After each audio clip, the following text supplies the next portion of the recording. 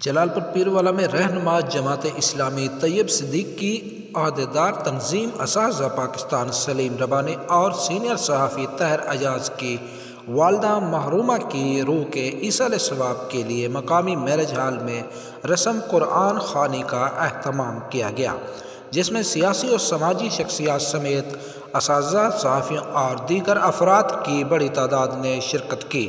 رسم قرآن میں پروفیسر حافظ عبدالصمد طاہر اور سابق پرنسپل گورنمنٹ ڈگری کالج جلال پور پیروالا پروفیسر عبدالشکور شاکر نے اسلام میں والدین کے حقوق کے موضوع پر شرکاء سے خطاب کیا۔